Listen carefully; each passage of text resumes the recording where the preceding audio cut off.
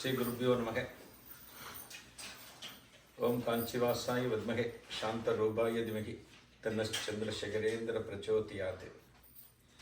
ஜெய ஜெய சங்கர ஹர ஹர சங்கர ஹர ஹர சங்கர ஜெய ஜெய சங்கர காஞ்சி சங்கர காமகோடி சங்கர காமகோடி சங்கர காமாட்சி சங்கர ஜெகத்குரு காஞ்சி மகாஸ்வாமிகளுக்கு ஜெய். ஹர ஹர நம பார்வதி பதையே ஹர ஹர மகாதேவா. நாடுடைய சிவனே போற்றி எந்நாட்டவர்க்கும் இறைவா போற்றி. ஓம் ஆதிபரா சக்திக்கு ஜெய் ஸ்ரீ விநாயகமூர்த்திக்கு ஜெய்.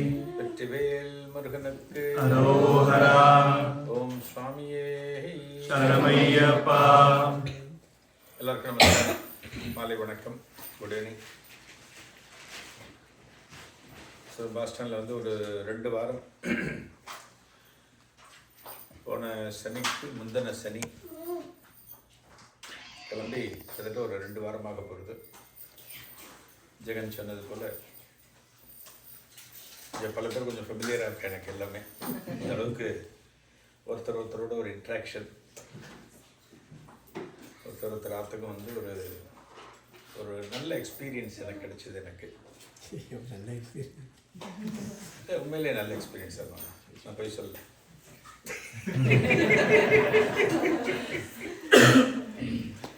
என்ன ஒன்றுன்னா, நம்ம இந்தியாவில் யார் வீட்டுக்கான்னு போனோம் அப்படின்னா காலில் சக்கரத்தை உட்காந்துருக்கோம், போனோமா முடிச்சப்பா கிளம்பினோமான் இருக்கோம். பட் இங்கே அப்படி இல்லாமல் இருக்கிறது ஒரு நல்ல எக்ஸ்பீரியன்ஸ். அது ரிலாக்ஸ்டாக உட்காந்துருக்கிறது. ஜெகனுக்கு எதாவது ஆஃபீஸ் கிளம்புனா அண்ணா அப்பா அம்மா கிளம்பலாம் அப்படின்னு அவ்வளோதான். அந்த மாதிரி இருக்கிறது ஒரு நல்ல எக்ஸ்பீரியன்ஸ். அது ரொம்ப சந்தோஷம் உங்களை எல்லாம் பார்த்து உங்கள் கூட பல விஷயங்கள் சொல்ல முடிஞ்சதில்லை. உண்மையிலே ரொம்ப எத்தனையோ நாடுகளுக்கு போனாலுமே அமெரிக்கா அப்படிங்கிறது கிட்டத்தட்ட ஒரு லீடர்ஷிப் குவாலிட்டி உள்ள கண்ட்ரி அப்படின்னு சொல்லுவார். காலேஜெலாம் படிக்கும்போது யாருனோ அமெரிக்காவில் இருக்காரா அப்படின்பா. அதுபோல் ஒரு தேசத்துக்கு பகவானோட அனுகிரகத்தோட, ஜெகன் பிள்ளையார் ஷிவிப்போட இன்னொரு 10 பேர் 15 பேர் கை கோத்து அதெல்லாம் அமைஞ்சதுங்கிறது உண்மையிலேயே மகாபிரிவா அனுகிரகம். அது உண்மையிலேயே பெரியவாளுக்கு இந்த சமயத்தில் நம்ம ஆரம்ப ஒரு நன்றிகள் நமஸ்காரங்களாக சொல்லிக்கணும். இன்னைக்கு பரத்தாத்தில் சத்தம் முன்னாடியே ஒரு நாள் வந்தேன். மாமி நின்னா சமைப்பா அப்படின்னு ரம்யாவும் நான் சொன்னேன். அவத்தில் அன்றைக்கி கூட காஃபி குடித்தேன். இன்றைக்கி அவாத்து அக்கா ரெட்டி செல்ல இல்லை சங்கீத வீட்டில் சாப்பிட்டேன். இன்றைக்கி ரொம்ப பிரமாதமாக இருந்தது. ஆமாம், அது மெயினாக நான் மகாபிரிவாளை பற்றி மெயினாக எடுத்து பேசுவேன். அதோட எல்லா டாபிக் எல்லாமே பேசுவேன். என்னென்னா ஆரம்பத்தில் மகாபிரிவாளை பற்றி நான் பேசுனதுனால மகாபிரிவாளை பற்றி பேசுவார் அப்படிங்கிற ஒரு ஐடென்டிட்டி கிடைச்சிது.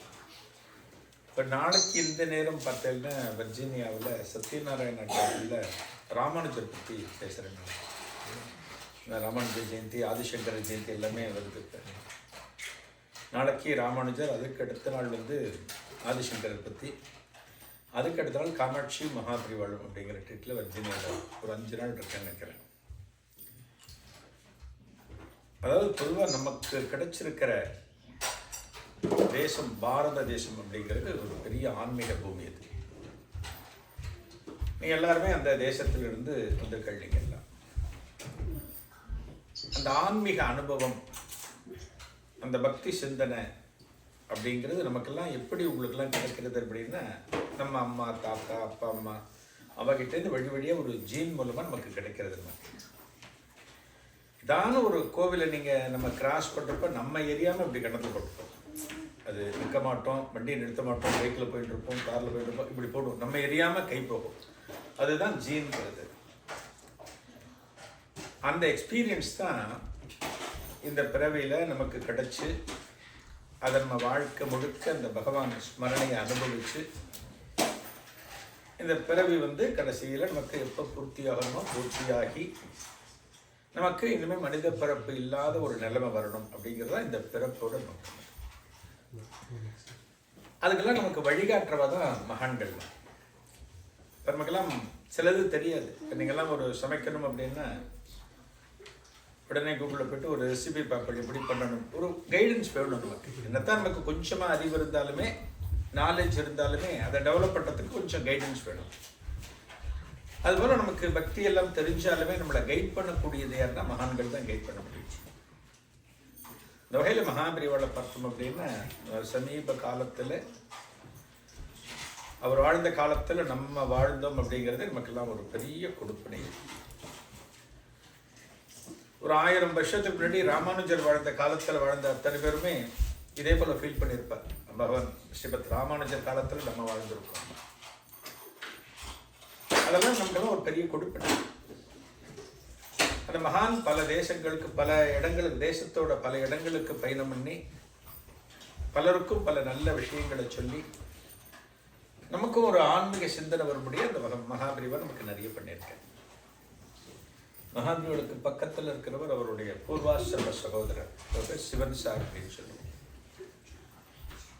மகாபிரிவா அவர் என்ன சொல்லுவார், சாச்சு அப்படின்னு சொல்லுவார். அவர் பெரியவா சொல்லுவார். அதாவது ஒரு சன்னியாசத்துக்கு வந்தாச்சு அப்படின்னா சொந்த பந்தம் ஒன்றுமே கிடையாது. என்னோட தம்பி, என்னோட அண்ணா அதெல்லாம் யாரும் சொல்ல மாட்டார். என்னோட பூர்வாசிரம சகோதரன் அப்படின்னு சொல்லுவார். அதுபோல் இந்த மகாபிரிவா ஃபேமிலியில் அண்ணாலாம் ஒரு ஃபேமிலி, பெரிய ஃபேமிலி. அதில் இந்த சிவன் சார் அவரும் வந்து எப்படி அப்படின்னா ஒரு மகான்.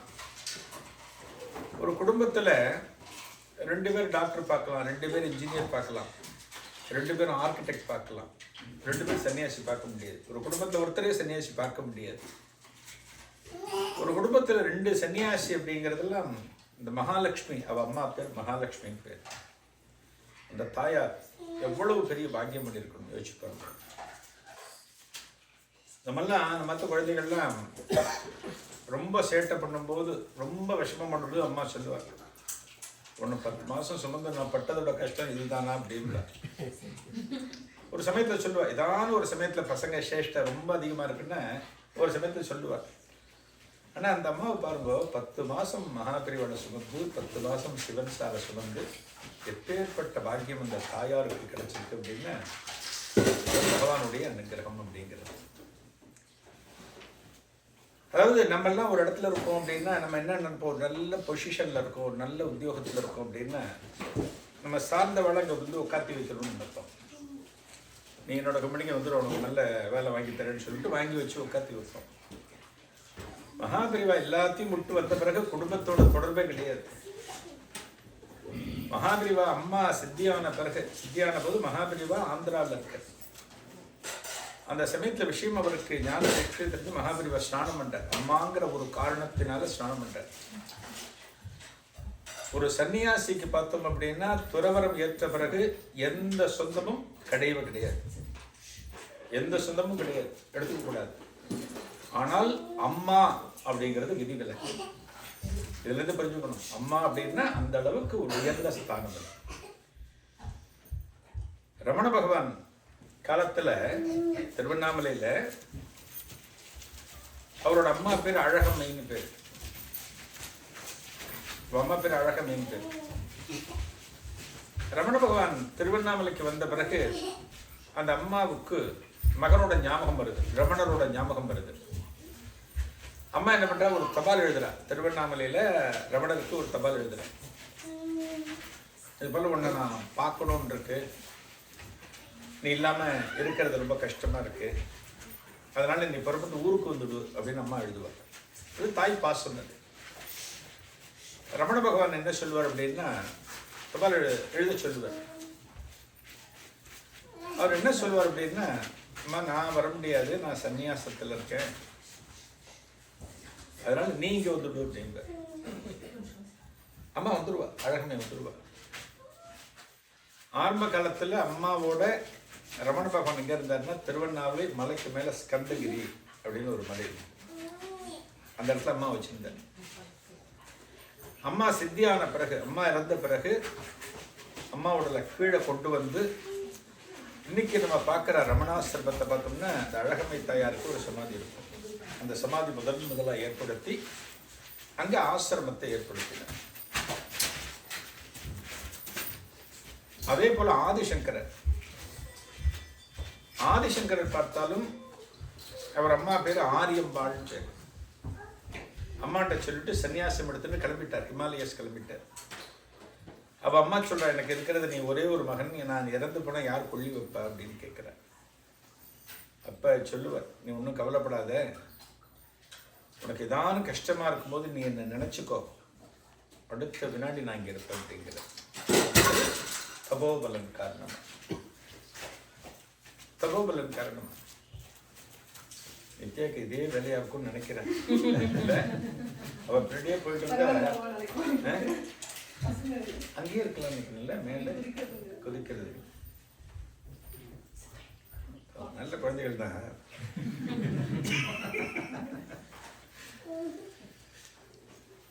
சத்தமிடாம உட்காரணும் குழந்தைகளை. எல்லாருக்கும் கடைசியில ஐஸ்கிரீம் தருவாங்க. சத்தமிடாம உட்காரணும். உட்காந்துக்கோ, எக்ஸசைஸ் அப்புறம் பண்ணலாம். உட்காந்துக்கோ. என்ன பண்றாரு, அவ அம்மா கிட்ட சொல்லிட்டு போவார், நீ என்ன நினைச்சுக்கோ, நான் அடுத்த வினாடி இங்க இருப்பேன் அப்படிங்கிற. இந்த அம்மா கடைசியில உயிர் பிரிக்கிற இடத்துல அவன் மகனை நினைப்பார் ஆதிசங்கரன். அடுத்த வினாடி ஆதிசங்கர் வந்துருவார். அம்மாவுக்கு அவர் தான் கொள்ளி வைப்பார் ஆதிசங்கரர். பாருங்க, ஒரு துறவிக்கு பந்தபாசம் கிடையாதுன்னு சொல்லுவார். அம்மாவுக்கு அவர் தான் கொள்ளி வைப்பார். கொள்ளி வச்சுட்டு 5 பாட்டு போடுவார். மாத்ரு பஞ்சகம் அப்படின்னு பேர். நீங்கள் கிடைச்சாங்கன்னா மாத்ரு பஞ்சகம் அப்படின்னு கூகுள் டைப் பண்ணிட்டு அந்த 5 பாட்டோட அர்த்தத்தை மட்டும் படிச்சு பாருங்க. உங்கள் அம்மா மேலே உங்களுக்கு எத்தனை அபிப்பிராய பேதங்கள் இருந்தாலும் அம்மாவை தவிர வேற தெய்வமே இல்லை அப்படின்னு நீங்கள் ஃபீல் பண்ண ஆரம்பிக்கும். அது என்ன, 10 மாதம் நீ சுமந்து வயிற்றுல வச்சுட்டு இருந்தியே, அந்த சமயத்தில் உன் வயிற்றுல நான் உதைச்சிருப்பேன், எவ்வளவோ உனக்கு ஹிம்சை கொடுத்துருப்பேன், அதெல்லாம் நீ பொறுத்துண்டியே அப்படின்னு அம்மாவோட சிறப்பை பாராட்டி 5 பாட்டு பாடுவார்.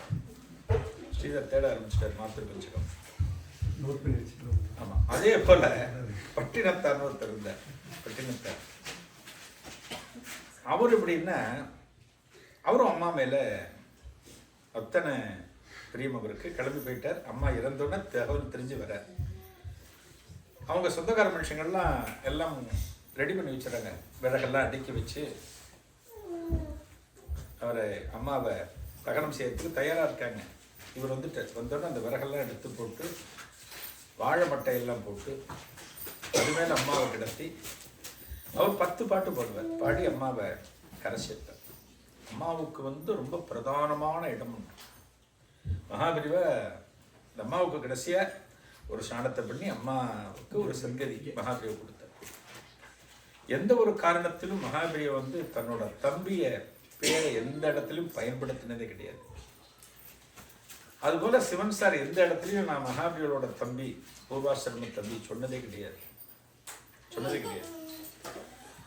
ஆனா மகாபிரியோளுக்கு தன்னோட தம்பியை பத்தி தெரியும், அவருக்கு மகாபிரியோட பத்தி தெரியும்.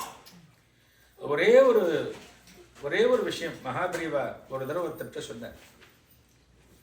அது ஒன்னே போதும். சிவன் சாரை பத்தி நம்ம தெரிஞ்சுக்கணும்னா அது ஒரே ஒரு வாசகம் மட்டும் போதும். அவன் என்னை விட பெரிய மகான் அப்படின்னு. அவ்வளவுதான். அவன் என்னை விட பெரிய மகான்டா அப்படின்னாரான். மகாபிரியோட தன்னோட வாயை திறந்து சொல்றேன். அதனாலதான் மகாபிரிவால எந்த ஒரு காலத்திலும் மகாபிரிவா தான் அதை பண்ணினேன், இதை பண்ணினேன், இப்படி பண்ணினேன் சொல்லவே மாட்டேன். அவர்கிட்ட இருக்கிற பக்தர்களுக்கு என்னென்ன எக்ஸ்பீரியன்ஸ் கிடைச்சதோ அதை விட சொல்லுவார். சில சமயம் நீ எல்லாம் எத்தையும் சொல்லிட்டு இருக்காது அப்படின்றார். எத்தனையோ அனுபவங்கள் அப்படி போயிடுத்து. தேவாரம் சொல்றோமே, தேவார பாடல்கள்லாம் எத்தனையோ ஆயிரங்கள் நமக்கு கிடைச்சதுங்கிறது சொற்பம். அதே போல பாசுரங்கள் எக்கச்சக்கம் எழுதினது எல்லாமே நமக்கு கிடைச்சது ரொம்ப ரொம்ப சொற்பம். அதெல்லாம் ஒரு டாக்குமெண்டேஷன் இல்லாம படுத்தது. நமக்கு எதுவுமே கிடைக்கல. மகாபிரிவா ஒரு தடவை கும்போணத்தில் இருக்கார். கும்போணத்தில் காவிரி ரொம்ப ஃபேமஸ். இந்த காவிரி படித்தர இப்போ காசிக்கு போனேன்னா 64 காட் சொல்லுவார். ஒரு காட்டுக்கும் ஒரு பேர் உண்டு. அஸ்வமேத காட்டு, தசாமேத காட்டு, ஒரு காட்டுக்கும் ஒரு பேர் உண்டு. 64 படித்துறைகள் உண்டு. அதுபோல் கும்பகோணத்தில் பார்த்தீங்கன்னா டபீர் படித்துறை அப்படிங்கிறது ரொம்ப ஃபேமஸ். கும்பகோணத்தில் டபீர் அப்படிங்கிறவர் அந்த நாயக்க மன்னர்கள் காலத்தில் இருந்தவர். அவர்லாம் கட்டினது, அதனால அதுக்கு டபீர் படித்துறைன்னு பேர். இந்த டபீர் படித்துறையில் மகாபெரிவா ஒரு நாள் ஸ்நானம் பண்ணுறதுக்காக வர பெரியவோட சிப்பந்திகள் எல்லாம் நிறைய பேர் வர. அப்போ சிவன் சார் கும்பகோணத்தில் இருக்க. கும்பகோணத்தில் வெங்கடேஸ்வரா ஃபோட்டோ ஸ்டுடியோன்னு ஒன்று உண்டு கும்பகோணத்தில். இந்த ஸ்டுடியோவில் வேலை பண்ண சிவன் சார். சிவன் சாருக்கு ஃபோட்டோகிராஃபியில் ரொம்ப இன்ட்ரெஸ்ட் உண்டு. ஃபோட்டோகிராஃபியில் நல்லா ஃபோட்டோ எடுப்பார். தன்னோட தம்பி ஃபோட்டோ எப்படி எடுப்பாங்கிறது வெளியுலகத்துக்கு தெரியணுங்கிறதுக்காக பெரியவா அன்னைக்கு ஒரு ட்ராமா பண்ணுறாரு. இன்னைக்கு டபீர் படித்துறையில். இந்த படித்துறை நீங்கள் போயிருப்பள், இப்படி இறங்கி கீழே படி இருக்கும், கீழே இறங்கி குளிக்கணும். அந்த படித்துறையில் மகாபெரிவா அந்த ரிவரை பார்த்து உட்கார்றார், காவிரி பார்த்து உட்கார்றார். சுற்றி அவ கூட வந்தவாள்லாம் எல்லாம் சுற்றி உட்காந்துக்கிறார். ஒரு 100 பேர் உட்காந்துக்கிறார். 100 பேர் உட்காந்துக்கிறார். அப்போ சிவன் சாரை கூப்பிட்டு எல்லாம் ஒரு ஃபோட்டோ விடு அப்படிங்கிற. இவ அத்தனை பேரையும் ஃபோட்டோ எடுக்கணும்னா அவர் தண்ணியில் இறங்கணும். தண்ணியில் இறங்கினா தான் எடுக்க முடியும். அவர் தண்ணியில் இறங்கி, இது பெரியவா நமக்கு வச்ச ஒரு பெரிய ஒரு சேலஞ்சுன்னு அந்த படத்தை அவ்வளோ பிரமாதமாக எடுத்திருக்காரு. சிதம்பரத்தில் பார்த்தீங்கன்னா 4 கோபுரம் இருக்கும். சிதம்பரத்தில் ஈஸ்ட் வெஸ்ட் சவுத்து நார்த்தில் 4 கோபுரம் இருக்கும். இந்த 4 கோபுரத்துக்கு என்ன பெருமை, என்ன சிறப்பு அப்படின்னா, இந்த சைவ நால்வர்கள் ஒவ்வொருத்தரும் ஒரு கோபுர வழியாக வந்ததை அங்கே எழுதி வச்சுருப்பாங்க. சைடில் எழுதி வச்சுருப்பாங்க. ஞானசம்பந்தர் வந்த கோபுரம், சுந்தரமூர்த்தி சுவாமிகள் வந்த கோபுரம் அப்படின்னு எழுதி வச்சுருப்பார். இந்த 4 கோபுரம் தெரியக்கூடிய ஃபோட்டோ எடுக்கிறது ரொம்ப கஷ்டம் அந்த காலத்தில். இப்போல்லாம் எவ்வளோ டெக்னாலஜி இருக்குது. அந்த 4 கோபுரம் தெரியும்படியாக ஒரு படம் சிவன் சார் எடுத்தார். சிவன் சார் எப்படின்னா ரொம்ப சாத்வீகம். அவர் ஒரு குழந்தை மாதிரி. அவர் யாரு அவரை கூப்பிட்டு வச்சு இருந்தாலுமே ஆத்த சும்மா ஒரு சேர்ல உட்காந்துருவார், போய் உட்காந்துருவார். ரொம்ப சாதாரணமாக இருப்பார். அவத்துக்கு வரவெல்லாம் வந்து நமஸ்காரம் பண்ணிட்டு போவா, அவெல்லாம் ஆசீர்வாதம் பண்ணுவார். அப்படி பல அன்பர்கள் சிவன் சாரை தங்களோட கிரகத்தில் பல காலம் வச்சுருந்துருக்கார். எவ்வளோ பெரிய பாக்கியம் பாருங்க. ஒரு மகானை நாம் இருக்கிற கிரகத்தில் கொஞ்ச நாள் வந்துட்டு போகிறதுங்கிறத ஒரு பெரிய அனுகிரகம். இது அப்படி வச்சுருந்துருக்கார். அப்படி கடைசி காலத்தில் சிவன் சார் பார்த்தல் அப்படின்னா, ஒரு மகான் அப்படின்னா சமாதி அப்படின்னு சொல்லுவோம். இப்போ பெரியவளுக்கெல்லாம் பிருந்தாவனம், ராகவேந்திரருக்கு பிருந்தாவனம், ஷீரடி பாபாக்கெல்லாம் சமாதி. அதாவது ஆள் அப்படியே வச்சு சமாதி பண்ணுவார். இவருக்கு சமாதி பண்ணணும்னு ஆசை, அவரோட பக்தர்களுக்கு ஆசை.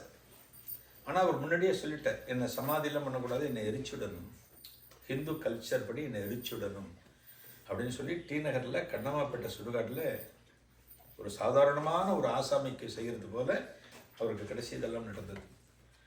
ஆனால் இன்னைக்கு தான் மெல்ல மெல்ல அவரை பற்றி பல பேர் தெரிஞ்சுட்டு இருக்கா. இன்னைக்கு மகாபெரிவா சன்னியாசத்தில் இருந்த காலம் அப்படிங்கிறது ரொம்ப அதிகம். ஒரு பீடாதிபதி மகாபெரிவா ஏன் இந்த அளவுக்கு நமக்கெல்லாம் தெரியுது அப்படின்னா, 87 வருஷம் பீடாதிபதியாக இருந்திருக்கார். 100 வருஷம் வாழ்ந்த காலத்தில் 13 வயசுல வந்தார்.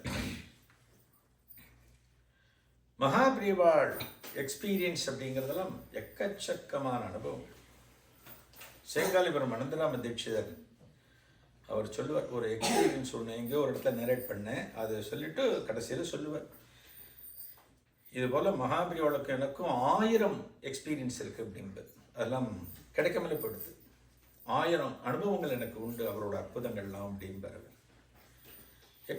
மகாபெரிவா சித்தியாகி எத்தனையோ வருஷங்களாகி 31வது ஜெயந்தி வரப்போகுது. இப்போ 31. ஆனால் இன்னைக்கும் பார்த்தீங்கன்னா மகாபெரிவாளை பற்றி புதுசாக வந்துட்டு இருக்கு. சென்னையில் ஒரு வேதிக் குடும்பம், மணிஷ் சாஸ்திரின்னு பேர், அவன் அண்ணா பேர் ஹரிஹர சாஸ்திரின்னு பேர். இப்பெல்லாம் வைதிகத்தில் இருந்தார். மெட்ராஸில் பார்த்தீங்கன்னா பல பேர், இப்போ மாம்பலம், மயிலாப்பூர், நங்கநல்லூர் இந்த இடம்லாம் போனீங்கன்னா வேதிக் ஃபேமிலி நிறைய பேர் இருப்பார். நிறைய சாஸ்திரிகள் வெள்ளம் நிறைய இந்த இடத்துல இருப்பார். ஏன்னா அந்த காலத்தில் அதற்கான ரெக்யூர்மெண்ட் அந்த இடத்துல நிறைய இருந்தது. அதனால் வேணா அந்த இடத்துல குடி வந்தார்.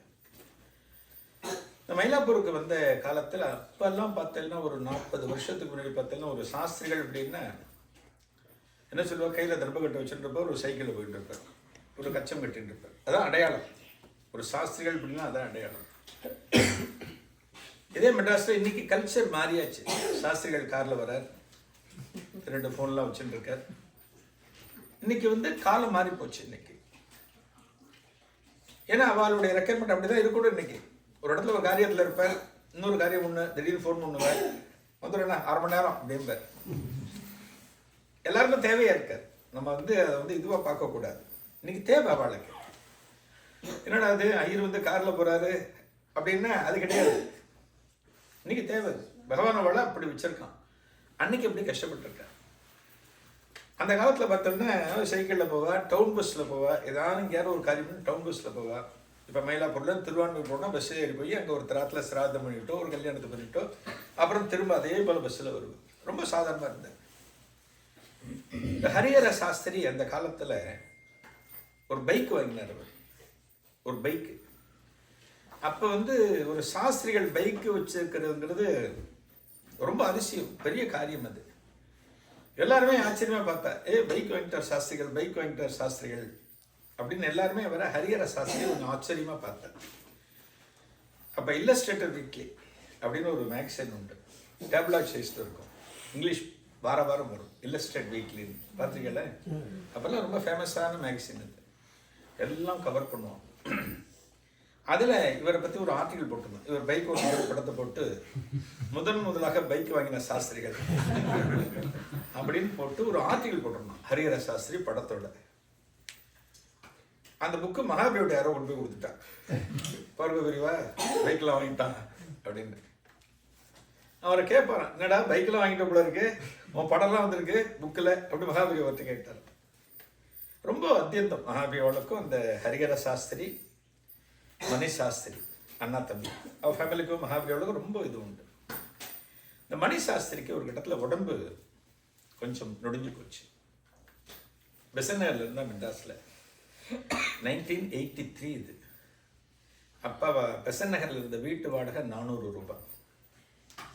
அவருக்கு உடம்பு கொஞ்சம் டவுன் ஆகிடுது. சரி, ஏதாவது கைப்பக்குவமாக ஏதாவது மருந்துகிறதெல்லாம் கஷாயம் எல்லாம் கொடுத்து எல்லாம் பார்த்துருக்கா, இன்னும் சரியாகலை. ரொம்ப உடம்பு கண்டிஷன் மோசமாக இருக்குது. அப்போ நம்ம ஹரிஹர சாஸ்திரிக்கு அண்ணாவுக்கு தம்பி மேலே அத்தனை பிரியம் உண்டு. இந்த காலம் மாதிரி இல்லை. தம்பி மேலே அண்ணாவுக்கு ரொம்ப அஃபெக்ஷன் உண்டு அந்த காலத்தில்.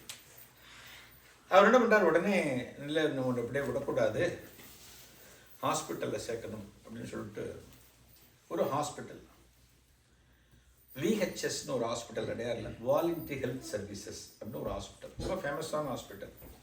ரொம்ப ரீசனபிளாக பணம் வாங்குவா, நல்ல டாக்டர். இவளோட இந்த பொருளாதார நிலைமைக்கு ஏற்ற ஹாஸ்பிட்டல் அதுதான், விஹெச்எஸ் தான். அந்த ஹாஸ்பிட்டலில் கொண்டு போய் ஒரு டாக்டர்கிட்ட முதல்ல போயிட்டு, பிஆர் ஷெட்டின்னு ஒரு டாக்டர், அவளுக்கு ஃபேமிலி டாக்டர். அவர் என்ன பண்ணுறாருப்பா, உன்னோட ஃபினான்ஷியல் கண்டிஷனுக்கு நீ பெரிய ஆஸ்பத்திரிலாம் போய் பண்ண முடியாது, அதனால் விஹெச்எஸ்க்கு போ, நாங்கள் ஒரு டாக்டருக்கு ரெக்கமெண்டேஷன் லெட்டர் தரேன்னா ஒரு லெட்டர் கொடுத்து இன்னாரை போய் பாரு அப்படின்னு கொடுத்து இவள் வந்து விஹெச்எஸ் வந்துட்டா, அட்மிட் ஆகிற, டாக்டர்ஸ் எல்லா டெஸ்ட்டும் எடுக்கிற. எல்லா டெஸ்ட்டும் எடுத்து பார்த்துட்டு இவள் டாக்டர்ஸ் என்ன சொல்கிறாங்கன்னா, ஒரு 2 நாள் பொறுத்து தான் நாங்கள் ஃபைனலாக சொல்ல முடியும், எல்லாம் ரிவ்யூ பண்ணிட்டு சொல்ல முடியும் அப்படிங்கிற. அங்கேயே இருக்கார், கான்ஷியஸே இல்லை. மணி சாஸ்திரிக்கு ஒன்றும் பிரஜையே இல்லை. ஒரு 2 நாள் போகிறது. 2 நாள் போன பிறகு என்ன சொல்கிறா அப்படிங்கிறத ஃபேமிலியில் எல்லாம் ரொம்ப பார்த்துட்டு இருக்கா. இப்போ சொல்கிற, இன்னொரு 1 வாரம் தான் இவர் தாங்குவார் அப்படின்ட்டார். ஒரே வாரம் தான் இருப்பார், அதன் பிறகு இருக்க மாட்டார். 1 வாரம் இங்கே இருக்கட்டும், 7 நாள் முடிஞ்ச உடனே நீங்கள் ஆற்றுக்கு கூட்டின்னு போயிடுங்க, போகிற ஜீவன் கடைசியாக அவங்க ஆற்றுல நிம்மதியாக போகணும் அப்படின்னு டாக்டர்ஸ் டிக்ளேர் பண்ணிட்டார். அண்ணாவால் தாங்க முடியல, ஹரிஹர சாஸ்திரியனால தம்பிக்கு இப்படி ஒரு முடிவு வர போகிறதுங்கிறது தாங்க முடியல. எவ்வளோ போராடி பார்த்தேன், டாக்டர்கிட்ட வேறு ஏதாவது பண்ணணுமா, மெடிசின் வாங்கணுமா, யார்ட்டையான் பணம் வாங்கி தரணுமா, எல்லா வகையிலையும் கேட்டு பார்த்தேன். இல்லைப்பா ஒன்றும் பண்ண முடியாது, அவரோட கண்டிஷன் ரொம்ப மோசமாகிடுது, பிரஜையே கிடையாது, யார் வந்தாலும் பார்க்க மாட்டேறது, கை கால் அசைவில்லை, அப்படியே இருக்கும், சுவாசம் மட்டும் போயிட்டு வந்துட்டுருக்கும், சுவாசம் மட்டும் போயிட்டு வந்துட்டுருக்கு. அப்போ என்ன பண்ணுற, ஒரு நாளைக்கு ஹரிஹர சாஸ்திரி சொல்கிறார், என்னோட தம்பியை நான் அவ்வளவு சாதாரணமாக இழக்க மாட்டேன், இவன் உயிர் பெரியத்துக்கு நான் அனுமதிக்க மாட்டேன், நான் எப்படியாவது இவனை மகாபிரிவட்ட கூட்டிட்டு போவேன், அவர்கிட்ட போயாச்சுன்னா அவர் காப்பாற்றிடுவார் அப்படின்னு ஓப்பனாக பேசுகிறார். டாக்டர்ஸ் நர்ஸ்லாம் இருக்கும்போது பேசுகிறார். இப்போ அவள்லாம் திட்டுறா, ஹரிஹர சாஸ்திரி என்ன பேசுகிறேன், உங்கள் தம்பிக்கு நினைவே இல்லை, அவர் படுத்த படுக்கையாக இருக்கார், இவர் எப்படி நீங்கள் தூக்கிட்டு காஞ்சிபுரத்துக்கு நீங்கள் போக முடியும், என்ன பேசுகிறாள் நீங்கள், பகவான் என்ன விதிச்சிருக்காரோ அதைத்தான் ஏற்றுக்கணும், நீங்கள் இந்த மாதிரிலாம் பேசக்கூடாதுன்னு சொந்தக்காரா எல்லாருமே ஹரிஹர சாஸ்திரியை கொஞ்சம் ஃபயர் பண்ணுறார். அவர் ஒரு என்ன சொல்கிறார், பாசத்தில் பேசுகிறார், தம்பி நல்லபடியாக வரணுங்கிறதுக்கு. அப்புறம் என்ன பண்ணுறார், சரி யாரும் வர வேணாம், நான் இன்னைக்கு போய் மகாபிரியோட பார்க்குறேன், என் தம்பி சார்பாக பார்க்குறேன் அப்படின்னு சொல்கிறார். இப்போ ராத்திரி பார்த்தோன்னா ஒரு 7:30-8 மணி இன்னைக்கு. அப்போல்லாம் பஸ் எல்லாம் ராத்திரியெல்லாம் அவ்வளோவா கிடையாது, ஒரு சாயங்காலம் ஒரு பஸ்ஸு போகும் அவ்வளோதான். அதுக்கு பிறகு காஞ்சிபுரத்துக்கு பஸ் எல்லாம் கிடையாது. என்ன பண்ணுறா, அவளுக்கு ரொம்ப பழக்கமான இடம் பெசன் நகரில் ரத்னகிரீஸ்வரர்னு ஒரு சிவன் கோவில் இருக்குது. ரத்னகிரீஸ்வரர் ரொம்ப ஃபேமஸான கோவில். இந்த கோவிலில் இருக்கிற சில ட்ரஸ்ட் அன்பர்கள்லாம் இவளுக்கு ரொம்ப பழக்கம். ஏன்னா அந்த கோவில் பூஜைக்கும் போவாங்கலாம். இந்த கோவில் ட்ரஸ்டிக்கு ஒருத்தர் ஃபோன் பண்ணி, ஒரு கார் இருந்தால் நல்லா இருக்கும், இன்னைக்கு ராத்திரி நான் மடத்துக்கு போகிறேன், மகாபிரியோவில் பார்க்க போகிறேன் அப்படின்னு சொல்லிட்டு ஒரு கார் ஒன்று கேட்குறது. சரி நம்மளோட இதுக்கெல்லாம் வரவராச்சே, ஒரு நல்ல காரியத்துக்காக கேட்குறாருன்னு ஒரு 2 ட்ரஸ்ட்டில் இருக்கிற 2 ட்ரஸ்டீஸு ஒரு காரில் வந்து 9 மணிக்கு வரா விஹெச்எஸ்க்கு. 9 மணிக்கு இவரும் காரில் ஏறிக்கிறார், ஹரிஹர சாஸ்திரி ஏறிக்கிறார். இந்த கார் வந்து காஞ்சிபுரம் போகிறது. அப்புறம் 1.5 மணி நேரம் காஞ்சிபுரம்ங்கிறது அன்றைக்கி 1.5 மணி நேரம், 10:30 மணிக்கு அங்கே கார் போகும். ராத்திரி 10 மணி மடத்தில் வந்து எல்லாம் பெரியவாள்லாம் எல்லாம் முடிச்சு தரிசனம்லாம் கொடுத்து முடிச்சுட்டு பெரியவாளை தரிசனம் பண்ண வந்த சில பேர்லாம் கார்த்தால் விஸ்வரூப தரிசனம் அப்படின்னு பெரியவாளை பார்க்கறதுக்காக உட்காந்துட்டு இருப்பா. எல்லாம் படுத்துட்டு இருப்பா ஒரு இடத்துல. அவள்லாம் படுத்துட்டு இருக்கா. பெரியவா சைனத்துக்கு போக போகிறா. அப்படி போக போகிறப்ப பெரியவா ஒரு சிப்பந்தியை கூப்பிட்டு, வாசலில் அந்த பாரா இருப்பான், பாரான்னா செக்யூரிட்டி, இந்த பாரா இருப்பான், அவனை கூப்பிட்டு வா அப்படிம்ப. 10 மணிக்கு நடக்கிறது. அந்த சிப்பந்தி போயிட்டு இந்த பாராவை கூட்டிட்டு, பெரியவா சாமி கூப்பிட்றாருங்களே அப்படிங்கிறான். உடனே ஓடி வரான், முண்டாசு கட்டிட்டு இருப்பான், இடுப்புலாம் கட்டிட்டு ஓடி வந்து சாமி அப்படின்னு பெரியவாக்கு பண்ணிட்டு நிற்கிறான். பெரியவா சொல்கிறார், கேட்டை மூடிடாத, கேட்டை பூட்டிடுவா, அப்போல்லாம் நைட் ஆச்சுன்னா பூட்டிடுவா, கார்த்தால் 5 மணிக்கு திறப்பா, கேட்டை பூட்டிடாத, ஒருத்தன் வந்துட்டு இருக்கான் மெட்ராஸ்லேருந்து என்னை பார்க்க அப்படிங்கிற. இதுதான் பெரியவருடைய ஞான திருஷ்டின்னு சொல்லுவோம். அவர் 9 மணிக்கு கிளம்புறாரு, ஒரு 10 மணிக்கு வந்துட்டு இருப்பார் காஞ்சிபுரத்துக்கு. இன்னொரு 1/2 மணி நேரம் இருக்குது. அந்த 10 மணிக்கு பெரியவர் சொல்கிறார், கேட்டை பூட்டிடாத, ஒருத்தன் வருவான், அவன் உடனே என்னை பார்க்கணும் அப்படிங்கிற. சரி சமையல் போயிட்டார். மகாபிரிவர் தூக்கல. மகாபிரிவர் உட்காந்துருக்கார், ஒரு இடத்துல உட்காந்துருக்கார், படுக்க போகலை. அவர் பக்கத்தில் ஒரு சிப்பந்தி இருக்கான். கரெக்டாக ஒரு 10:30 மணிக்கு அந்த கார் நுழையிறது. இந்த 3 பேரும் கீழே இறங்குற. இந்த பாரா சொல்கிறான் அவளை பார்த்துட்டு, சாமி நீங்கள் தான் வரப்போகிறதா சொன்னார் போல இருக்கு, உங்களுக்கு தான் சாமி உட்கார்ந்துட்டு இருக்கு அப்படிங்கிறான். அப்போ ஹரிஹர சாஸ்திரிக்கு ஆச்சரியம், முன்னாடி நம்ம வரப்போகிறது மகாபிரியோட சொல்லவே இல்லை அப்படின்னு அந்த 2 ட்ரஸ்டிகிட்ட கேட்குறாரு. ஒரு நீங்கள் தானே சொன்னேல, மடத்துக்கு ஃபோன் பண்ணி சொன்னேல அப்படின்னு கேட்குற. இல்லை நாங்கள் யாரும் சொல்லி அப்படிங்கிற. உள்ள சந்தோஷத்தோடு உள்ள நுழையிறார் ஹரிஹர சாஸ்திரி. உள்ள நுழையிறார். இந்த 2 ட்ரஸ்டியும் வர நேர பெரியவரை பெரிய உட்காந்துருக்கேன், தூங்க போகாமல் உட்காந்துருக்கேன். பெரியவாள் அந்த நேரத்தில் பார்த்தோன்னே பெண்களில் ஜலத்தோடு நமஸ்காரம் பண்ணுறார் ஹரிஹர சாஸ்திரி. முதல் கேள்வி பெரியவா கேட்குறார், ஆகாரம் பண்ணிட்டே அதனால உப்புமா தானே பண்ண சொல்லட்டுமா அப்படின்னு கேட்குறார். இல்லை பெரியவா ஆகாரம் ஆயிடுத்து அப்படிங்கிற. உட்கார என்ன விஷயம் அப்படிங்கிறது. தம்பி மணி ரொம்ப கஷ்டத்தில் இருக்கான் பெரியவா, அவன் வந்து இன்னொரு 1 வாரம் தான் இருப்பான்னு சொல்லிட்டேன், எப்படியும் அவனை காப்பாற்றணும். இப்போ மகாபிரிவர் சொல்கிற, மணிக்கெல்லாம் ஒன்றும் ஆகாதடா, கவலைப்படாது. ஒரு வார்த்தை, மணிக்கெல்லாம் ஒன்றும் ஆகாதடாங்கிற. ஒரு மகான் வாயிலிருந்து வர்ற வாக்கு இருக்கு பத்தில ரொம்ப ரொம்ப முக்கியமானது. தேவ வாக்குன்னு சொல்லுவோம். தேவ வாக்குன்னா அது என்னைக்குமே பொய்க்காது. அது என்ன சொல்றோம் அப்படியே நடக்கும். அது மகாபிரிவட்ட ஏன் அத்தனை பேர் போய் மகான்கிட்ட எங்கள் இடத்துல கல்யாணம் நடக்க போகிறது, நான் புதுசாக இடம் வாங்க போகிறேன், நான் வியாபாரம் பண்ண போகிறேன்னு சொல்லும்போது பெரியவ ஒரு ஆசீர்வாதம் பண்ணிட்டாருன்னா அது சக்ஸஸ் அப்படின்னு அர்த்தம். நான் நடந்து போயிட்டோம், அவ்வளோதான். சொன்ன ஆசீர்வாதம் அது கேட்ட போகிறோம், அவருக்கு அப்படி ஒரு சந்தோஷம் கிடைச்சது. அதுபோல் அந்த வாக்கு அவ்வளோ முக்கியம். அது மகாபிரிவு சொன்னா மணிக்கு ஒன்றும் ஆகாதடா கவலைப்படாதுன்னு சொன்னோன்னே ஹரிஹர சாஸ்திரிக்கு அவ்வளவு சந்தோஷம், கண்களில் செல்லும் வருது ஆனந்தத்தில். சொன்ன உடனே மகாபிரிவு என்ன பண்ணுறா, இந்த பிரசாதம் இருக்கு பார்த்தியா, இந்த பிரசாதம் பக்கத்தில் இருக்கு. இது காமாட்சி கோவிலேருந்து வந்து சாயங்காலம் பார்த்தா ஒரு 4-5 தட்டு இருக்குது, பெரிய பெரிய மூங்கில் தட்டு. பார்த்தெல்லாம் மாலை இருக்குது, பழம் இருக்குது, குங்குமம், விபூதி, எல்லா விதமான பிரசாதமும் இந்த 4 தட்டியும் அடைச்சிட்டு இருக்கு. இது எல்லாத்தையும் எடுத்துட்டு போ, மணிகிட்ட கொடு, மணி எடுத்துக்கிட்டோம் அப்படிங்கிற பெரியவர் எல்லாத்தையும் எடுத்துக்கிறார். கிட்டத்தட்ட மணி 11 ஆயிடுது. பெரியவா நாங்கள் எப்பயே கிளம்பிடுறோம் பெரியவா, உடனே போய் மணிகிட்ட கொடுக்கணும் அப்படிங்கிற ஹரிஹர சாஸ்திரி. இல்லை இப்போ வேண்டாம், இங்கே படுத்துக்கோ, கார்த்தால் 5 மணிக்கு கேட்டை திறந்து வாசல் தெளிப்பார், வாசல் தெளிச்சோன்னு நீ கிளம்பி போ அப்படின்பா. அதெல்லாம் ஒரு கல்ச்சர். அது காலங்காலத்தால் வாசல் தெளிக்கணும். வாசல் தெளிக்கிறதுக்கு முன்னாடி ஆற்றுலேருந்து யாரும் வெளியில் போக மாட்டாங்க, கிராமத்து வீடுகளில் யாரும் வெளியில் போக மாட்டாங்க. இந்த வாசல் தெளித்த பிறகு ஜலத்தை ஒரு சொம்பு ஜலத்தை ஊற்றின பிறகு தான் வெளியில் போகணும். இதெல்லாம் கல்ச்சர், நமக்கு கல்ச்சர். அது ஜலம் தெளிச்சோன்னு நீ அப்புறமா போ அப்படிங்கிற. சரி நான் இங்கே படுத்துட்டேன். தூக்கம் வருமா, என்ன தம்பிகிட்ட பிரசாதத்தை கொடுக்கணும், அவன் எழுந்து பார்க்கணும் அப்படின்னு ஹரிஹர சாஸ்திரிக்கு தூக்கமே வரல. 5 மணி ஆயிடுது. உடனே கார் கிளம்புறது, நேர VHS அடையாருக்கு போய் வேண்டி ஒரு 1.5 மணி நேரத்தில் அடையாருக்கு வந்த உடனே அந்த வந்த ட்ரெஸ்ஸிஸ் ஆளுக்கு ஒரு தட்டு எடுத்துக்கிறா, ஒருத்தர் 2 தட்டு எடுத்துக்கிறா, எல்லாம் தட்டு எடுத்துட்டு ஹாஸ்பிட்டலுக்குள்ளே நுழையிறேன். நான் ஹாஸ்பிட்டலோட ஃப்ளேவரே மாறுறது. ஒரு டிட்டால் பினைல் ஸ்மெல்லாக இருக்கும் அப்படிம்பா. அப்படியே மாலை, மடத்துலேருந்து வந்த மாலை, அம்பாளோட பிரசாதம் அப்படிங்கிறது அந்த கலரே மாறுறது. எல்லாம் ஆச்சரியமாக பார்க்குறா, என்னடா அது ரொம்ப பிரசாதம் கொண்டு வர. நேர போகிறார், தம்பி எந்த இடத்துல படுத்துட்டு இருக்கணும் அங்கே போகிறார். ஹரிஹர சாஸ்திரி உள்ள நுழையிறார். உள்ள அவர் பார்த்த காட்சி அவருக்கு அதிர்ச்சி. தம்பி எழுந்து உட்கார்ந்து இருக்க, அதாவது அது வரைக்கும் பிரஜை இல்லாமல் எழுந்திருக்க முடியாமல் சும்மா ஒரு சடலம் போல இருந்த மணிசாஸ்திரி உட்கார்ந்துட்டு இருக்கார், கேஷுவலாக இருக்கார். நம்மளாம் எப்படி உட்காந்துருக்கோமோ அது பேர் உட்காந்துருக்காரு.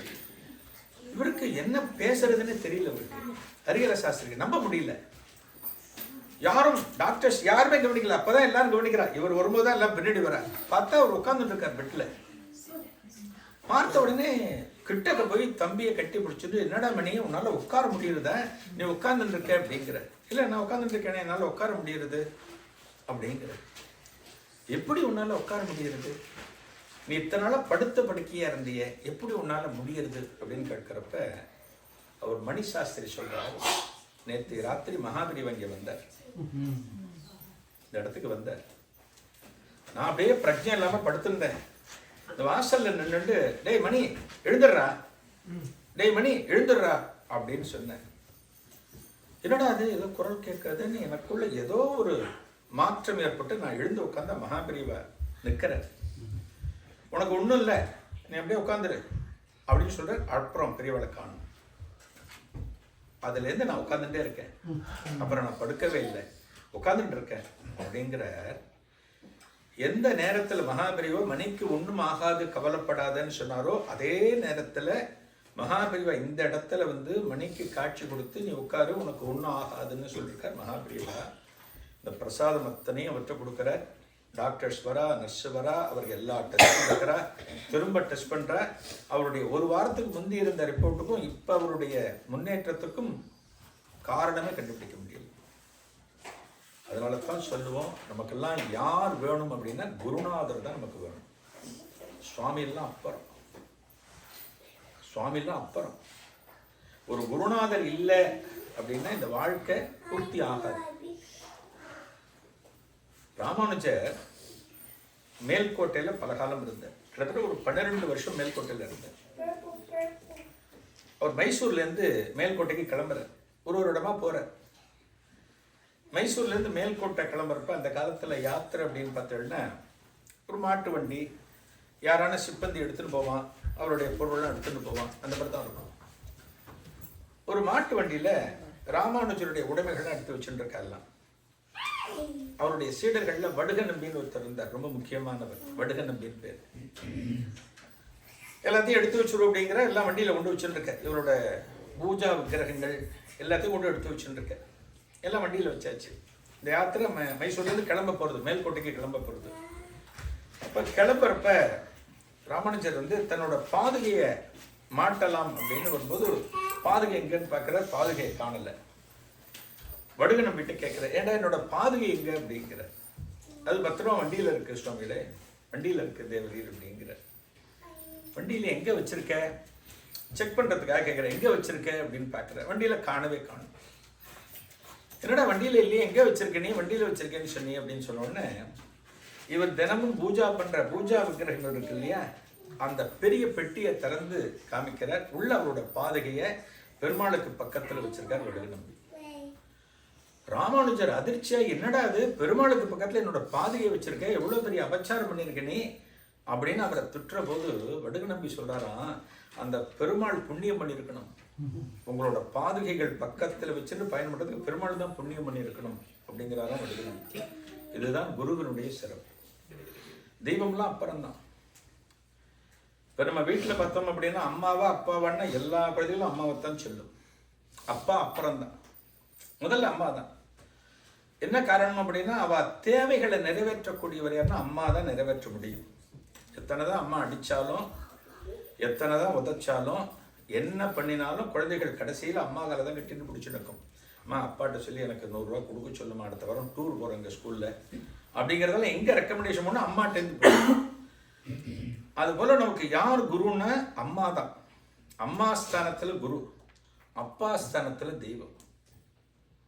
அப்பா என்றைக்குமே பண்ண மாட்டார், வீட்டில் குழந்தைகள் அடுத்த வாரம் பார்த்துக்கலாம் பார். அதுபோல் தெய்வம் செய்யாது. தெய்வம் என்ன பண்ணும்னா உங்களோட கர்மா அப்படி உங்களுக்கு என்ன கிடைக்குமோ அது கொடுத்துட்டே இருப்பார். போஸ்ட்மேன் வேலை தான் அது. நம்ம பிரார்த்தனை நம்ம பண்ணுறோம், நம்ம குலதெய்வம் இஷ்ட தெய்வம் நம்ம ஆசைப்பட்டு கேட்குறோம், அதெல்லாம் வேற. தெய்வத்திலே நம்ம கிடைக்கிறது வேற. ஆனால் எந்த சேனலில் கிடைக்கும் அப்படின்னா குருநாதரோட அனுகிரகத்தோடு தான் தெய்வம் நமக்கு கொடுக்கும். அதனால தான் குருநாதருங்கிறவர் ரொம்ப முக்கியமானது. இதுக்கெல்லாம் என்ன காரணம் அப்படின்னா குருநாதர் சும்மா இல்லை. மகாபிரிவான்னா சும்மா வரவளுக்கு அப்படியே ஒன்று சொல்லிட்டு ஒன்று அனுகிரகம் இல்லை. அவளும் தெய்வத்தை உபாசனை பண்ணிட்டு மகாபிரிவா தியானத்தில் நிறைய நேரம் இருக்கிறத அந்த காலத்தில் இருந்த பக்தர்லாம் பார்த்துருப்பார். நிறைய பேர் எல்லாம் தரிசனத்துக்கு உட்காந்துருப்பா, பெரியவானா தியானத்தில் இருப்பா. ஒரு 10 நிமிஷம் முடிச்ச பிறகு அப்படி கண்ணை திறந்து பார்த்தாருன்னா ஜொலிக்கும், அந்த இடமே ஜொலிக்கும். அப்படி அதெல்லாம் அனுபவப்பட்ட பக்தர்களுக்கு மட்டும்தான் தெரியும். அந்த இடம் அப்படி ஒரு பிரகாசமாக இருக்கும். ஒரு 10 நிமிஷம் காமாட்சியை தியானம் பண்ணிட்டு அப்புறம் வரவாளுக்கு அனுகிரகம் கொடுப்பார். அவர் சொல்லுவார், நான் உனக்கு ஒன்று கொடுக்குறேன் அப்படின்னா அது என்னோடது இல்லை, காமாட்சி எனக்கு கொடுக்கறது அப்படின்னு மகாபிரிவை சொல்லுவார். சிதம்பரத்தில் நடராஜர் ரொம்ப முக்கியம். சிதம்பரத்தில் சைவத்தில் வந்து கோவில் அப்படின்னு சொன்னோம் அப்படின்னா அது சிதம்பரத்தை மட்டும்தான் குறிக்கும். அதுபோல் வைணவத்தில் கோவில் அப்படின்னா ஸ்ரீரங்கம். ஸ்ரீரங்கம் தான் பிரதானம் வைணவத்தில். அந்த நாட்களில் வந்து வைணவர்கள் 100-200 வருஷத்துக்கு முன்னாடி கோவிலுக்கு போயிட்டு வந்துள்ளோம் அப்படின்னா அது ஸ்ரீரங்கம் மட்டும்தான். திருவல்லிக்கேணி, திருவள்ளர் அதெல்லாம் கிடையவே கிடையாது. கோவிலுக்கு போனீங்கன்னா கோவில்னா ஸ்ரீரங்கம் தான். அதுவே சைவர்களுக்கு கோவில் அப்படின்னா சிதம்பரம் ஒன்று தான் கோவில். அது சிதம்பரத்தில் நடராஜர், அவரை பற்றி சொன்னேன் இன்னைக்கு ஒரு நாள். பெரியவா எப்படி நடராஜரை தரிசனம் பண்ணினார் அப்படிங்கிறத இன்னைக்கு ஒரு நாள் ஒரு இடத்துல சொன்னேன். நடராஜருக்கு பார்த்தல் அப்படின்னா அவருடைய காலில் ஒன்று இருக்கும், ஒரு அணிகல். அதுக்கு பேர் என்ன? குஞ்சிதபாதம். சிதம்பரம் பொண்ணு அதனால சொல்லிட்டாங்க குஞ்சிதபாதம். இந்த குஞ்சிதபாதம் எந்த காலில் இருக்கும்? லெஃப்டா ரைட்டா? எந்திரிச்செல்லாம் அப்படி பண்ணாதீங்க. எந்த கால? லெஃப்ட். லெஃப்ட்ல இருக்கும் Kunjithapatham.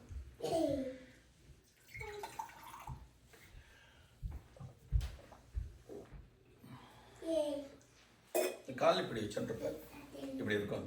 So left. Write call கீழே இருக்கும். இந்த காலில் இந்த இடத்துல இருக்கும் இந்த குஞ்சிதபாதம்னு ஒன்று மாட்டியிருப்பார். அது வந்து ஒரு அணிகலை. பாதம் அப்படின்னா நமக்கு தெரியும் பாதம். அந்த குஞ்சிதபாதம் எப்படி இருக்குன்னா வெட்டி வேர் சில மூலிகைகளால் அது தயார் பண்ணுவார். அந்த குஞ்சிதபாதம்ங்கிறது அந்த குஞ்சிதவாதம் மகாபலியோளுக்கு அப்பப்போ சிதம்பரத்துலேருந்து தீட்சிதர்கள் கொண்டு வந்து சிதம்பரம் பிரசாதத்தோட கொடுப்பாங்க. அது என்ன பண்ணுவோம், பெரியவா எடுத்து அதை தலைக்கு மேலே இந்த குஞ்சிதவாதத்தை வச்சுட்டு அப்புறம் எடுத்து வைப்பார்.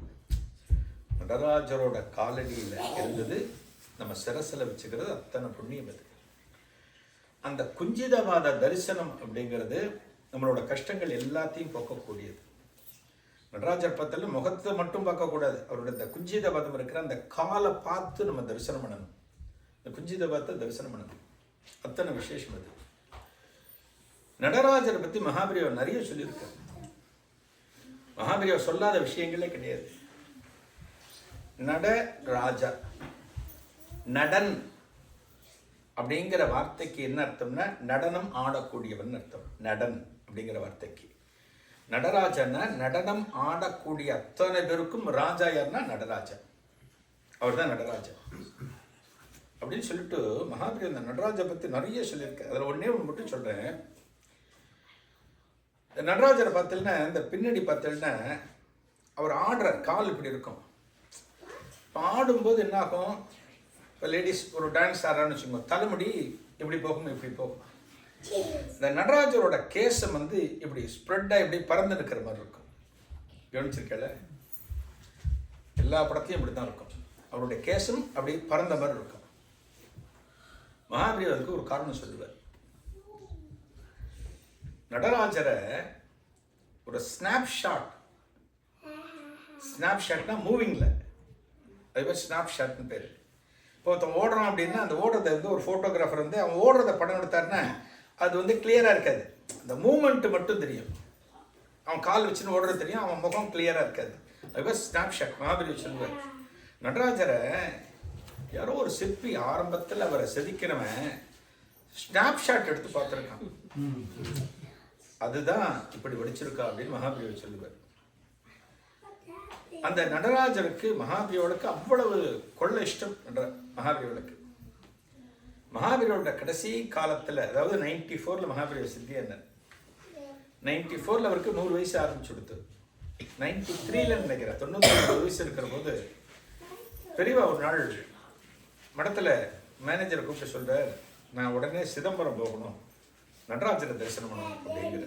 99 வயசில் 84லேருந்து 1984லேருந்து சித்தியார 1994 வரைக்கும் 10 வருஷம் மகாபெரிவா காஞ்சிபுரத்தில் தான் இருந்தார். அதிகமாக போனது ஓரிருக்க கலவை தேனம்பாக்கம், இவ்வளோதான் போனார். வேற எங்கேயுமே வெளியில் போகலை, எந்த வெளியூருக்கும் போகலை. ஏன்னா வயசு 90 வயசு ஆகிடுது, அதுக்கு மேலே போக முடியாது.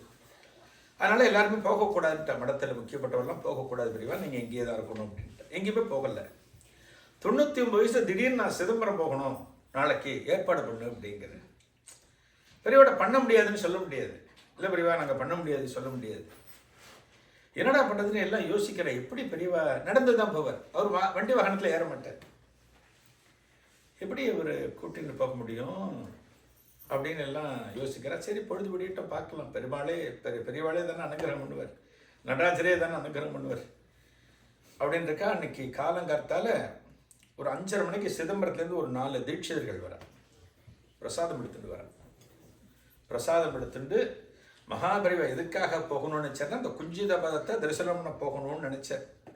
அந்த குஞ்சிதபதத்தை எடுத்துன்னு 5:30 மணிக்கு ஒரு 4 பேர் சிதம்பரம் தீட்சிதர்கள் வந்து இந்த பிரசாதத்தை பெரியவாளுக்கு முன்னாடி வைக்கிறாளாம்.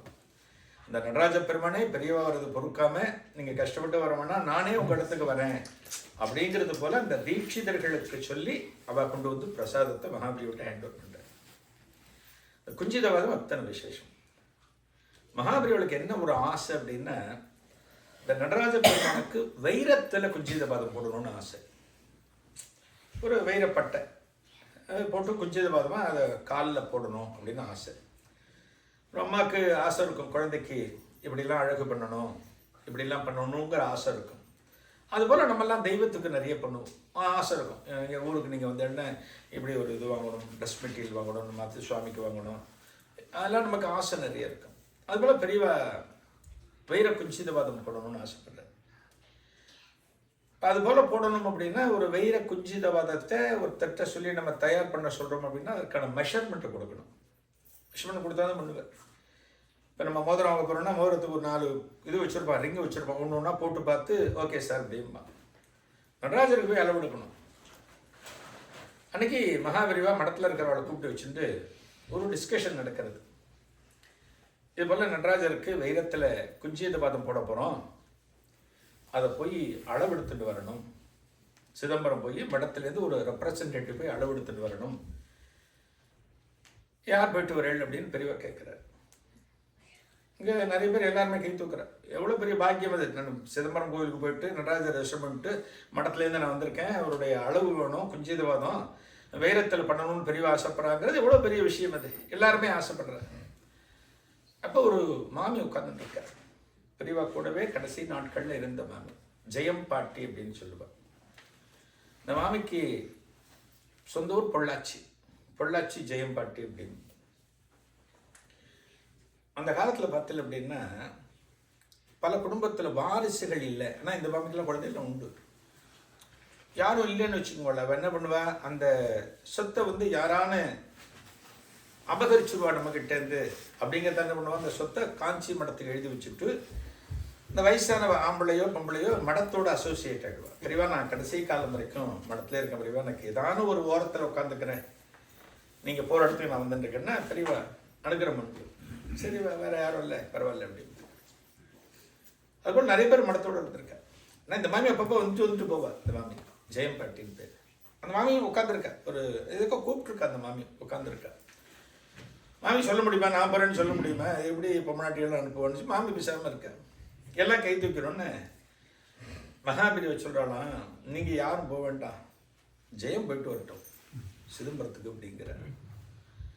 எல்லாருக்கும் தூக்கி வாரி போகிறது. என்னடா அது, ஒரு நடராஜருக்கு அளவெடுக்க போகிறதுக்கு யாரான ஒருத்தர் ஆம்பளை போனால் நல்லா இருக்கும், பொம்பளை போய் அனுப்புகிறாள் பெரியவா அப்படின்னு மனசுக்குள்ளே நினைக்கிறேன். அந்த மாமி எழுந்து, மாமிக்கே சந்தேகம், பெரியவா நான் தான் போகணுமா இவ்வளோ இருக்காள் இங்கே அப்படிங்கிறான். இல்லை நீ தான் போகணும்.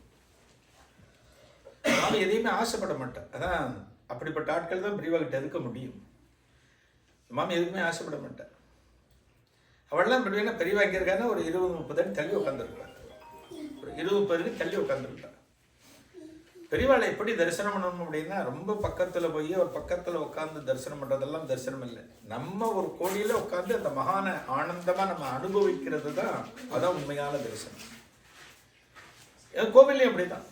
இதான் நீங்கள் கோவிலுக்கு போகிறாருன்னா ரொம்ப கிட்டக்க போகணும், சுவாமி கிட்டக்க பார்க்கணும். அதெல்லாம் ஒரு சினிமா நடிகர்னா கிட்டக்க போய் பார்க்கலாம், ஒரு நடிகர்னா கிட்டக்க பார்க்கலாம், செல்ஃபியில் எடுத்துக்கலாம். சுவாமியை எங்கிருந்து வேணாலும் பார்க்கலாம். சுவாமிக்கு பக்கத்தில் போகணுன்ற அவசியம் கிடையாது. சுவாமி நம்மளை பார்க்கணும், அது ஒண்ணுதான் முக்கியம். சுவாமி நம்மளை பார்க்கணும், மகாபெரிவா நம்மளை பார்க்கணும். ஒரு ஃப்ராக்ஷன் ஆஃப் செகண்ட் அப்படியே திரும்புறப்ப அவரோட நயனம் நம்ம மேலே பட்டு கொடுத்துன்னா அவ்வளோதான் ஜென்ம சாபல்யம். அது அதான் ரொம்ப முக்கியம். சபரிமலைக்கு போகிறவாள்லாம் சொல்லுவா, சபரிமலைக்கு ஐயப்பன் தரிசனம் பண்ண போகிறவா கேரளாவில் சொல்லுவா, நான் 3 தடவை ஐயப்பன் பார்த்தேன் அப்படின்பா. சரிண்ணா, பாப்சா சினிமா படமாது, நான் 3 தடவை பார்த்தேன் 4 தடவை பார்த்தேன்னு சொல்கிறதுக்கு அது கிடையாது. ஐயப்பன் ஒரு செகண்ட் நம்மளை பார்த்தா போகிறோம், அது கிடையாது தரிசனம். அது போல அந்த மாமி உட்காந்துப்பா, கடைசியிலே உட்காந்துருப்பா. நான் வேணாம் பெரியவா வேற எவ்வளோலாம் அனுப்புங்க அப்படி. இல்லை நீ தான் போயிட்டு வர, மேனேஜர்கிட்ட கேட்டுக்கோ, போயிட்டு பஸ்ஸில் போயிட்டு வந்து பெரிய வந்துச்சு போயிட்டார். இந்த மாமிக்கு என்ன பண்ண தெரியல, போய் மேனேஜரை பார்க்குறேன். அவன் சொன்னேன் நாளைக்கு நீங்கள் போயிட்டு வந்துருங்க அப்படி ஏற்பாடெல்லாம் பண்ணிட்டேன். மாமி காலைல போயிடுறா, மத்தியானம் சிதம்பரம் போயிடுறா, ஒரு ஆற்றுக்கு தீட்சை ராத்தில் போயிட்டு கைகாலாம் பண்ணிட்டு எல்லாம் இது பண்ணிட்டு சாயந்தரம் கோவிலுக்கு வரேன், சிதம்பரம் நடராஜர் கோவிலுக்கு வரேன். வந்து இங்கே நடராஜருக்கு முன்னே நின்று தரிசனம் பண்ணுறேன். அங்கே ஒரு தீட்சை, என்ன மாமி என்ன வேணும் உங்களுக்கு அப்படிங்கிற.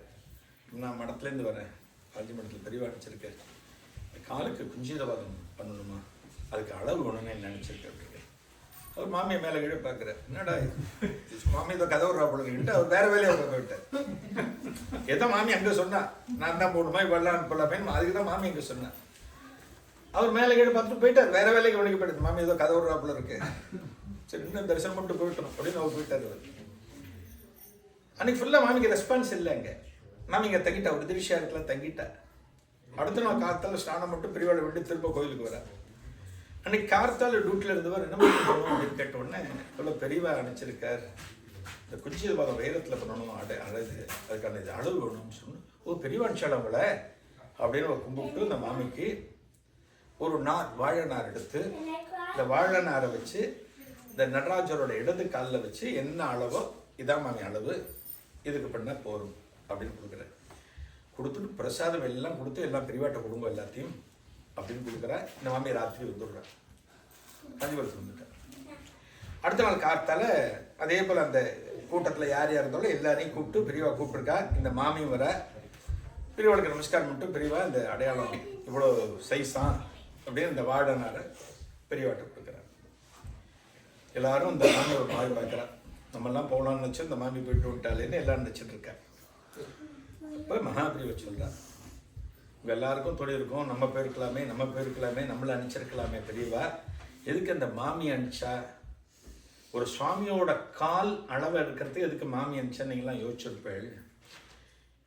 நடராஜருடைய இடது கால் அளவு எடுக்கிறதுக்கு இந்த மாமி தான் போகணும். என்ன காரணம் அப்படின்னா, ஒரு மனிதனுடைய இடது பாகம் அப்படிங்கிறது அம்பாளுக்கு உரியது. இடது பாகம் அம்பாளுக்கு உரியது. அந்த நடராஜருடைய இடது கால் அப்படிங்கிறது பராசக்தியோட அம்சம். அந்த பராசக்தியோட காலில் போடுற ஒரு அணிகலனோட அளவெடுக்கணும் அப்படின்னா ஒரு ஆம்பளை போகக்கூடாது, ஒரு பொம்மநாட்டி தான் போகணும்.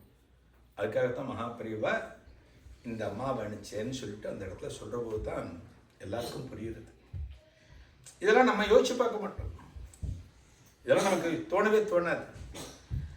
எல்லாம் கிடைச்ச பிறகு அந்த வைர குஞ்சித பாதத்துக்கு முதல்ல அந்த ஜெயம்பட்டி தான் வைரத்தை கொடுக்குறாள். அது வரைக்கும் அவள் பயன்படுத்துகிற வைரத்தை கொடுத்து அதை ஆரம்பித்து வைக்கிறார். அப்புறம் ஒரு தினத்தில் அந்த வைர குஞ்சிதவாதம் சாத்தியாச்சு. பெரியவா அது போல் நிறைய கோவில்களுக்கு, இப்போ காமாட்சி கோவில் பார்த்தது அப்படின்னா, காமாட்சி நம்மளை விட நம்ம பகுதியில் இருக்கிற சுவாமி கோவில் நன்னா இருக்கா அப்படிங்கிறத நம்ம கவனிச்சுட்டு இருக்கணும். பெரியவா சொல்லுவேன், இந்த சுவாமி நன்னா இருந்தால் தான் நாம நன்னா இருக்க முடியும்.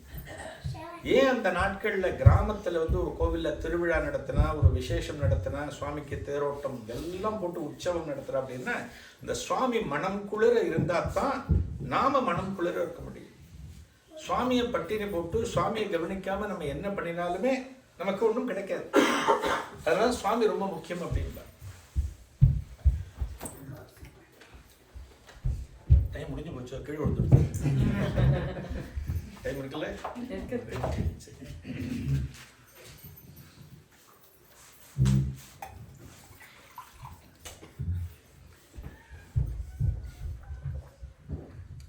பெரியவா ஒரு தடவை காஞ்சிபுரத்தில் இருக்கா. ராத்திரி ஒரு 10-10:30 மணி ஆயிடுச்சு. எல்லாம் தரிசனம்லாம் முடிச்சாச்சு.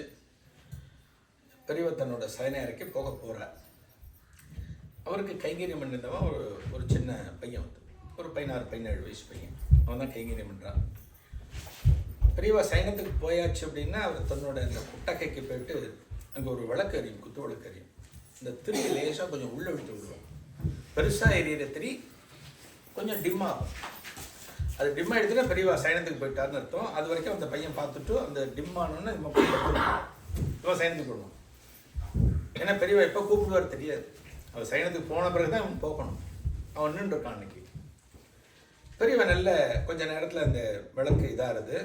சரி பெரியவா சயனத்துக்கு போயிட்டார், இவன் சயனத்துக்கு போகலான்னு ஒரு 4 தப்படி வர்றப்ப, அப்போல்லாம் காஞ்சி மண்டபத்தெல்லாம் இப்போ பார்க்குற மாதிரி பில்டிங் இதெல்லாம் கிடையாது, இப்போல்லாம் கிடையாது. ஒரே மணலாக இருக்கும், கீழே பார்த்தீங்கன்னா மணலாக இருக்கும், பெசன் பீச் மாதிரி மணலாக இருக்கும். அதில் தான் போகணும். ஓரத்தில் நடக்கிறதுக்கான இடம் இருக்கும், அங்கங்கே கொட்டகம் இருக்கும். கடைசியில் பார்த்தோன்னா யாரோ ஒரு ஆசாமி ஒரு 10:30 மணி வாக்கில் யாரோ வேகமாக நடந்து வருது. இவனுக்கு லைட்டுங்கிறது ரொம்ப அப்போல்லாம் ரொம்ப ஜெகஜோதியாலாம் லைட்டில் பண்ண மாட்டேன், எங்கேயானு ஒரு டியூப்லைட் எரியும், அவ்வளோதான். மிச்சடெல்லாம் இருட்டாக தான் இருக்கும். யாரோ ஒருத்தர் வரதை பார்க்குறான். என்னடா அது யாரோ ஒருத்தர் இப்போ வராரு, ரொம்ப வேகமாக வராரு, புதுசாக இப்போ வராரா அப்படின்னு இந்த பையன் நின்று பார்க்குறான். வந்த அன்பர் ஒரு டாக்டர், ஒரு கண் டாக்டர், மகாபிரிவாளுக்கு ரொம்பவும் அத்தியந்தமானவர், ரொம்ப பெரியவாளுக்கு வேண்டப்பட்டவர். அவர் மேல் மூச்சு கீழ் மூச்சு வாங்க வந்து இவங்கிட்ட கேட்குறார், பெரியவா சயனத்துக்கு போயிட்டாரா அப்படிங்கிறது. உடனே கேட்குறாரு. இப்போ தான் டாக்டர் பெரியவா சயனத்துக்கு போனார், ஒரு 5-10 நிமிஷம் இருக்கும், இப்போ தான் போனேன், நான் இப்போ தான் கிளம்புறேன் படுக்கிறதுக்கு அப்படிங்கிறான். அவர் கையில் சின்ன பையில் வந்து பழம் பூ வச்சுருக்கார். ஒரு படபடப்பு இருக்கு அவர்கிட்ட. அவர் என்ன சொல்கிறார், நான் பெரியவாளை பார்க்க முடியுமா இப்போ அப்படிங்கிறது. என்ன டாக்டர், பெரியவா சயனத்துக்கு போயிட்டார், சயனத்துக்கு போன பிறகு அவர்கிட்ட எப்படி எழுப்ப முடியுமா அப்படின்னு கேட்குறேன். டாக்டர் ரொம்ப முக்கியமானவர், அவனுக்கும் தெரியும், இந்த பையனுக்கும் தெரியும். அதனால் அவர்கிட்ட கொஞ்சம் மரியாதையோடு பேசலாம், எப்படி டாக்டர் சொல்ல முடியும் அப்படிங்கிறான். இல்லை கொஞ்சம் பெரியவாட்ட சொல்ல முடியுமா, எட்டக்கேந்து டாக்டர் இன்னார் வந்திருக்காருன்னு சொல்ல முடியுமா அப்படின்னு கேட்குறேன். இல்லை டாக்டர் அப்படி பண்ணக்கூடாது அது அப்படிங்கிற. பொதுவாக சாஸ்திரத்தில் என்ன சொல்கிறதுன்னா, நல்லா தூங்குற ஒருத்தரை எழுப்புறது அப்படிங்கிறது சாஸ்திர விரோதம்னு சொல்லிருக்கு. தூங்குற ஒருத்தர் காத்தால 6-7 மணிக்கு மேலே ஒருத்தர் தூங்கியிருந்தானா அவன் முகத்தில் தண்ணி ஊற்றி எழுப்பலாம், அது வேற. எப்படின்னா அசந்து தூங்குற ஒருத்தர் ஒரு 3:30 மணிக்கு திடீர்னு போய் மாமி எழுப்பினா, மாமா எழுப்பினா, கதவு சத்தம் கேட்கறதுன்னா மாமிக்கு பாவம், தோஷம் வந்துடும், யாரும் எழுப்பக்கூடாது. அசந்து யாருமே எழுப்பக்கூடாது. எழுப்பினா அது தோஷமாக சொல்லப்பட்டிருக்கு. ஒரு சாதாரணமான மனுஷனுக்கே இப்படி சொல்லப்பட்டிருக்குன்னா ஒரு மகானை போய் எழுப்ப முடியுமா அப்படின்னு அந்த சிப்பந்திக்கு, இந்த சீடனுக்கு ஒரு கவலை. இல்லை டாக்டர் எழுப்பக்கூடாது டாக்டர், நீங்கள் வேணால் இங்கே தங்கிக்கோ, நான் உங்களுக்கு ஒரு ரூம் ஒன்று கொடுக்குறேன், நீங்கள் ரெஸ்ட் எடுங்கோ, படுங்கோ, காத்தால் ஒரு 3:30 மணிக்கு பெரியவா எழுந்துடுவேன், ஒரு தரிசனத்தை பார்த்துட்டு நீங்கள் கிளம்பிடலாம் அப்படிங்க. இல்லைப்பா எனக்கு காத்தால 7 மணிக்கு ஒரு ஆப்ரேஷன் இருக்கு சென்னையில். அவருக்கோ வேலூர் எங்கேயோ ஒரு கான்ஃபரன்ஸுக்காக போயிட்டு ஒரு சென்னைக்கு போயிட்டு இருக்கார். அவர் சென்னைக்கு போகும்போது அவருக்கு மகாபிரியவளை தரிசனம் பண்ணணும் அப்படிங்கிற ஒரு எண்ணம், ஒரு பிளான் கிடையவே கிடையாது அவருக்கு. ஏன்னா லேட்டாக வருவோம், நம்ம உள்ளே போனால் பெரியவா சயனத்துக்கு போடுவார், இதுக்காக நம்ம இன்னொரு நாள் பார்த்துக்கலாம்னு அவர் நேராக சென்னைக்கு போகிற மாதிரி பிளான். ஆனால் அந்த காஞ்சிபுரம் டைவர்ஷன், அந்த பாதை வர இடத்துல அவரையும் அறியாமல் அவர் வண்டியை திருப்பிட்டார். இதுதான் எது நடக்கணுமோ அதுதான் நடக்கும்னு சொல்கிறது இதுதான். இந்த வண்டி திரும்பி எடுத்து, ஏன்னா இது நம்ம காஞ்சிபுரம் போகிற பிளானே இல்லை, என்னமோ ஞாபகத்தில் நம்ம காஞ்சிபுரம் திருப்பிட்டோமே, சரி பரவாயில்ல அப்படின்னு அவர் வந்திருக்கார். அதனால வேகமாக அடித்து பிடிச்சி வந்திருக்கேன். பார்க்க முடியாது அப்படின்னு சொன்னோடனே இவர் காத்தால போகணும்னு சொன்னோடனே டாக்டர் என்ன பண்ணுறதுன்னு தெரியலையே, அவன் குழம்புறான். ஏன்னா டாக்டர் ரொம்ப முக்கியமானவர். பண்ணிட்டு இருக்கும்போது பார்த்தா இந்த பெரியவா ரூமில் இந்த விளக்கு கொஞ்சம் பிரகாசமாக இருது. பெரியவா எழுதிட்டார். யாரிடா வந்திருக்கா சத்தம் போட்டு கேட்குறேன். இவன் ஓடுறான். ஓடி நமஸ்காரம் பண்ணிவிட்டு, பெரியவா இந்த டாக்டர் வந்திருக்க, இதை வரேன் அப்படிங்கிறது. 11 மணி ஆயிடுத்து. ஒரு பரபிரம்மம், ஒரு தெய்வம் ஒரு மனுஷனை பார்க்கறதுக்காக தன்னோட இதை டிஸ்டர்ப் பண்ணிட்டு, இதோ நான் வரேன் அப்படிங்கிற எந்திரிச்சு பெரியவா வர. அந்த இடம் ஒரு டார்ச்சல் இட்டுச்சு, அந்த ஒரே இருட்டாக இருக்குது அந்த இடம். பெரியவாளுக்கு வழி காமிக்கிறான், டார்ச்சல் இடிச்சு பாதை காமிக்கிறான். பெரியவா மண்ணில் நடந்து அப்படி வந்துட்டார். டாக்டர் இங்கே நிற்கிறார், அவர் ஈத்தாவில் பெரியவா நிற்கிறார். 2 பேருக்கும் டிஸ்டன்ஸ் பார்த்தோன்னா ஒரு 10 அடி டிஸ்டன்ஸ் நிற்கிறாருங்க. அவரை பார்த்தோன்னே, பெரியவாளை பார்த்தோன்னே டாக்டருக்கு ஆனந்தம் தாங்க முடியல. கொண்டு வந்த பழம் அதெல்லாம் ஒரு தட்டில் வச்சுட்டு, இந்த மண்ணில் வச்சுட்டு சாஷ்டாங்கமாக விழுந்த நமஸ்காரம் பண்ணிட்டு எழுந்து பெரியவாளை பார்த்து கையை கூப்பி நிற்கிறார் டாக்டர். அந்த நேரத்தில் ஒருத்தர் வந்திருக்காருன்னா பெரியவா யாரை பார்க்கணும், டாக்டரை பார்க்கணும், அவரோட முகத்தை பார்க்கணும். என்னப்பா எங்கே இப்போ வந்திருக்க, என்ன ஏதுன்னு கேட்கணும். அவரை பார்க்கல. டாக்டர் எய்த்தாமல் இருக்கிற, பெரியவா பார்வை இந்த பக்கமாக இருக்குது. ஒரு கிராஸாக இப்படி ஒரு இடத்த ஏதோ பெரியவா பார்த்துட்டு இருக்கேன். டாக்டர் பார்க்கவே இல்லை.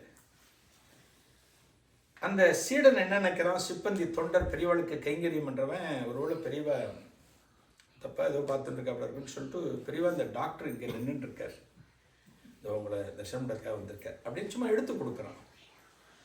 பெரியவா காதில் வாங்கிக்கிறார், ஆனால் திரும்பலை, அங்கேயே பார்த்துட்டு இருக்கார். அதே எடுத்து பார்த்துட்டு இருக்கார். 5 நிமிஷமா இருந்து டாக்டர் அப்படியே இருக்கிறார், பெரியவா அப்படியே இருக்கிறார், இந்த தொண்டனும் அப்படியே இருக்கிறான். அப்படியே இருக்க அந்த சிச்சுவேஷன். டாக்டருக்கு என்னன்னு புரியல. ஒருவேளை நம்ம அகால நேரத்தில் வந்தது ஒருவேளை தர்மத்துக்கு விரோதமாக, ஒருவேளை பெரியவா தானே நம்மளை தண்டிக்கிறாளா, நம்மளை முகத்துக்கு நேராக பார்க்காம தண்டிக்கிறாளா அப்படின்னு டாக்டர் ரொம்ப நர்வஸார். அவன் என்ன பண்ணுறான், திரும்ப ஒரு தடவை பெரியவாட்ட சொல்கிறான், பெரியவா டாக்டர் கிளம்பணுமா, தலைவருக்கு ஆப்ரேஷன் இருக்கான் அப்படின்னு அவன் சொல்லணும். பெரியவா காதில் விடுத்து பெரியவா திரும்பல். 10 நிமிஷம் 15 நிமிஷமாக இருக்குது. அப்படியே நிற்கிற பெரியவாளும் அந்த இடத்துல நிற்கிற, டாக்டரும் நிற்கிறா, பெரியவா பார்வை இந்த பக்கம் இருக்குது, சிப்பந்தி இந்த பக்கம் நிற்கிறான். 20 நிமிஷம் போகிறது. டாக்டருக்கு வந்து கிளம்ப முடியாது. சரி நமக்கு டைம் ஆச்சு, கிளம்ப முடியாது. பெரிய ஐட்டம் இருக்கிற உத்தரவாகாமல் கிளம்ப முடியாது. டாக்டரும் தவிப்போடு இருக்காரு.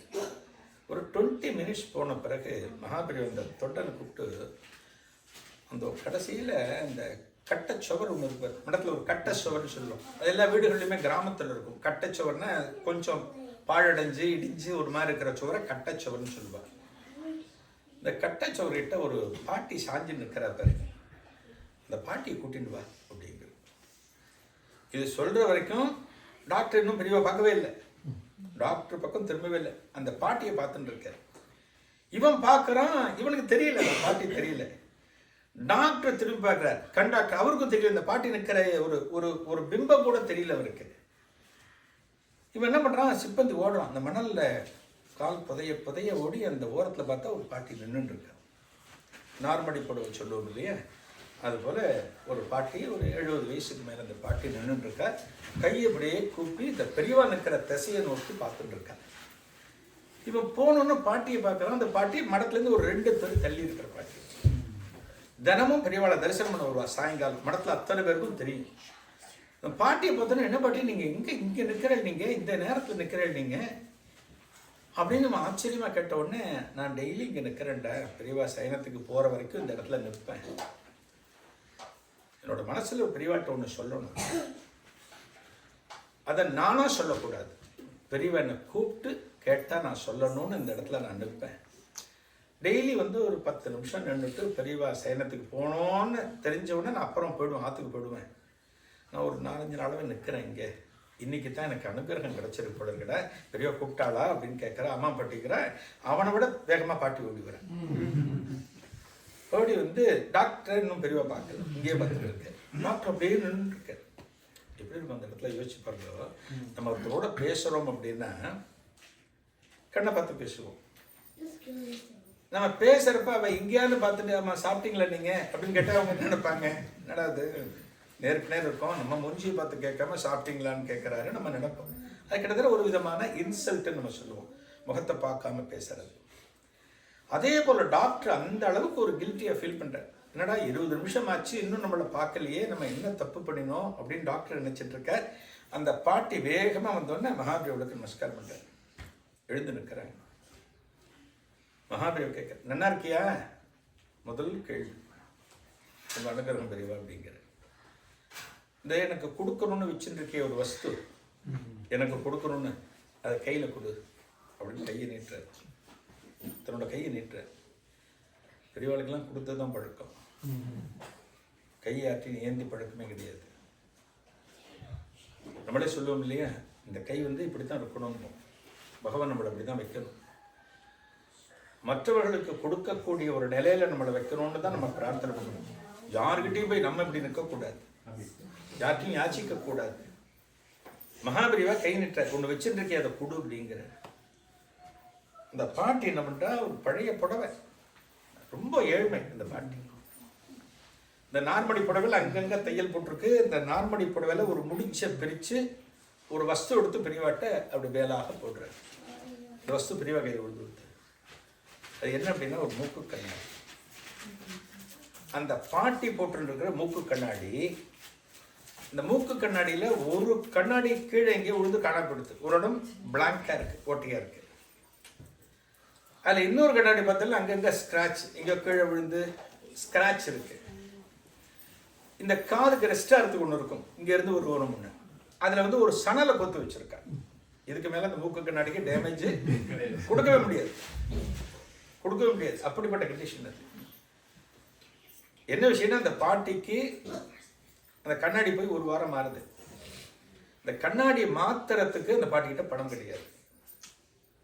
ஒரு டாக்டர்கிட்ட போயிட்டு கண்ணை செக் பண்ணி, ஒரு ஆப்டிகல்ஸ் போயிட்டு ஒரு கண்ணாடி வாங்குறதுக்கு அந்த பாட்டிக்கு வசதி கிடையாது.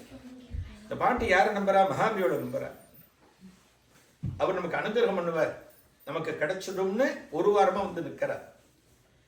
இன்னைக்கு தான் அந்த பாட்டிக்கு அனுகிரகம் கிடைச்சிருக்கு. அதை கையில் வாங்கிக்கிறார் மகாபெரியவர். வாங்கிட்டு ஒரு 25 நிமிஷம் கழிச்சு கண்டாக்டர் பக்கம் மகாபெரியவர் அப்படி திரும்பி இந்த கண்ணாடியை அவர்கிட்ட கொடுக்குற. இந்த பாட்டியோட விலாசம் கேட்டுக்கோ. உனக்கு இருக்கிற இன்ஃப்ளூயன்ஸை வச்சு காஞ்சிபுரத்தில் ஒரு கண் டாக்டர் கிட்ட அந்த பாட்டியோட கண்ணை செக் பண்ணணும். ஒரு கண்ணாடி பாட்டிக்கு தயார் பண்ணி கொடுக்கணும். அதை கொடுத்து முடிச்சுட்டு என்னை வந்து பாரு அப்படின்னு கொடுத்து போய் உள்ளது. இதில் நம்ம பார்த்தோம் அப்படின்னா இது வந்து ஒரு தீசிஸ் பண்ண வேண்டிய விஷயம். இதெல்லாம் பெரியவா சம்பந்தப்பட்ட அனுபவங்கள்லாம் நீங்கள் வந்து ஒரு கோணத்தில் பார்த்தீங்கன்னா அந்த டாக்டர் வந்து வேலூர்லேருந்து சென்னைக்கு போக வேண்டியவர். அவர் காஞ்சிபுரம் அவரோட பிளானில் கிடையாது. இந்த பாட்டி ஒரு வாரமாக வராங்க, அனுகிரகம் கிடைக்கல. இந்த பாட்டிக்கு இன்னைக்கு அனுகிரகம்னு பெரியவா தீர்மானிச்சு அந்த வழியாக போகிற டாக்டரை வண்டியை திருப்பிடாங்க அப்படின்னு ஒரு இன்ட்யூஷன் கொடுக்க வச்சு அந்த டாக்டரை வரவழைச்சு அவர்கிட்ட கொடுக்குற. பாட்டி கிளம்பி போகிறாங்க, டாக்டர் கிளம்பி போகிறாங்க. அடுத்த 2-3 நாளில் அந்த பாட்டிக்கு புது கண்ணாடி கிடைக்கிறது. பெரியவாளுக்கு வந்து நமஸ்காரம் பண்ணுறார். அன்னைக்கு சாயங்காலம் கண்டாக்டர் வர. இதுதான் மகாபிரிவா. அது நம்மளை எந்த ஒரு காலத்திலுமே இந்த பாட்டிங்கிற இடத்துல நம்ம இருக்கோம் நம்ம நினச்சி பார்க்கணும். ஒரு கடவுளுடைய பக்தனுக்கு ஏழை பணக்காரன் பேதமே கிடையாது, கிடையவே கிடையாது. யார் ஜெனியூனா இருக்காங்க, யாரோட பிரார்த்தனை நியாயமா இருக்கு, அது ஒண்ணுதான் கடவுளோட சந்நிதியில அப்படி சீர்தூக்கி பார்ப்பாங்க. நம்ம ஒரு 4-5 வீடு சொந்தமா வச்சுட்டு கடவுளே எனக்கு ஒரு நல்ல வீடு கிடைச்சா நல்லா இருக்கும்னு பிரார்த்தனை பண்ணா 4 வீடும் போடும். ஆசைப்படக்கூடாது, அதுக்கு பேர் பேராசை. நம்ம இருக்கிறதுக்கு வீடே இல்லை, வாடகை வீட்டில் இருக்கோன்னா வீடு கேட்டால் வீடு கொடுத்துருவார், பெரியவா கொடுத்துருவார். அந்த பேராசை மட்டும் நமக்கு வரக்கூடாது. இந்த பேராசையோடு நம்ம தெய்வத்தினுடைய சன்னதிக்கோ மகானோட சன்னதிக்கோ நம்ம போனோம் அப்படின்னா எந்த காலத்திலும் நடக்காது. அதனால தான் பக்திக்கு என்ன வேணும் அப்படின்னா ஒரு சாத்விகமான சிந்தனை நம்மகிட்ட இருக்கணும். யார் என்ன சொன்னாலும் நமக்கு கோபம் வரக்கூடாது. அது பக்திக்கெல்லாம் டெட் அகெயின்ஸ்ட் கோபம் அப்படிங்கிறக்கணும். அதே போல பொறுமை, பணிவு, மரியாதை இதெல்லாம் நம்மகிட்ட இருக்கணும். ஒரு கோவிலுக்குள்ள நம்ம போறோம் அப்படின்னாலே நம்ம என்ன பண்றோம், நம்ம காலில் எவ்வளவோ இருக்கு, அங்க ஒரு குழா வச்சிருப்பாங்க, அந்த குழால காலை சுத்தம் பண்றோம். என்ன பண்றோம், அந்த ஜலத்தையே எடுத்து கொஞ்சம் இப்படி லேசா புரோஷனம். இப்படி புரோஷனம் பண்ணினா என்ன அர்த்தம் அப்படின்னா குளிச்சுட்டதா அர்த்தம். அது ஸ்நானத்துல ஒரு வகை. அது ஸ்நானத்துல நிறைய ஸ்நானங்கள் இருக்கு. மந்திர ஸ்நானம், இந்த ஸ்நானம், இந்த ஸ்நானம், நிறைய ஸ்நானங்கள் இருக்கு. இப்போ ஒரு அமாவாசை தர்ப்பணம் பண்ணணும், நம்மளால முடியல, ரொம்ப ஹெல்த்து மோசமா இருக்கு, இப்படி தெளிச்சுட்டு ஒரு தர்ப்பணம் பண்ணாலே போகிறோம், பகவான் ஏற்றுக்கொள்வார். ஸ்நானத்தில் நிறைய இருக்கு. ஒரு ஸ்நானம் பண்ணிக்கிறோம், ஸ்நானம் பண்ணுறோம், தலையை தெளிச்சுட்டு நான் சுத்தமாயிட்டேன்னு உள்ளே போகிறோம். ஃபோன் என்ன பண்ணுறோம், சைலண்டில் போடுறோம். எல்லாரும் போடுறாங்களான்றது வேற. ஃபோனை சைலண்டில் போடுறோம். சுவாமிகிட்ட போகும்போது பேசாமல் போகிறோம். பகவானோட சந்நிதியில் பணிவோடு இருக்கணும்னு நம்ம நினைக்கிறோம். இதெல்லாம் அந்த இடத்துக்குள்ள நுழைஞ்ச உடனே யாரும் சொல்றாங்களே இல்லை, நம்ம மாத்திக்கிறோம். அதே போல மகான்கள்கிட்ட சந்நிதிக்கு நம்ம போறோம் அப்படின்னா அந்த பணிவு, அந்த குணம் நமக்கு இருந்தது அப்படின்னா நம்ம வைக்கிற எந்த ஒரு பிரார்த்தனையுமே நமக்கு நிச்சயமா நிறைவேறும். அதான் பக்தியினுடைய உச்சம். இதெல்லாம் அனுபவிச்சவதான் நம்ம தேசத்தில் இருக்கிற அடியார்கள், சிவனடியார்கள், பெருமாள் அடியார்கள், பண்டரிபுரத்து மகான்கள், எத்தனையோ பேரோட கதையை நீங்க கேட்டீங்க அப்படின்னா அதுல என்ன கடைசியா விஞ்சி நிற்கும்னா அவர்களிடம் இருந்த பணிவு. அதுதான் முக்கியம். அந்த பணிவு தான் நமக்கு வரணும். என்ன மாதிரி ஒரு ஆள் உண்டா அப்படின்னு நம்ம காலரை கொஞ்சம் தூக்கி விட்டோம் அப்படின்னா ஆபத்து. ரசிக்கலாம், சில பேர் ரசிக்கலாம். அந்த ஆணவம், அகங்காரம், மமதை, செருக்கு அப்படிங்கிறதா எந்த ஒரு காலத்திலும் நமக்கு இருக்கக்கூடாது. அதைத்தான் நமக்கு பக்தி நமக்கு சொல்லிக் கொடுக்கிறது. அதான் சரணாகதின்னு சொல்லுவோம். சரணாகதி அப்படின்னா காலை பிடிச்சிக்கிறது. நம்ம யாரும் ஒருத்தர் காலை பிடிக்கணும்னு யோசிப்போம், நான் அதுக்கு அவன் காலை பிடிக்கணும்.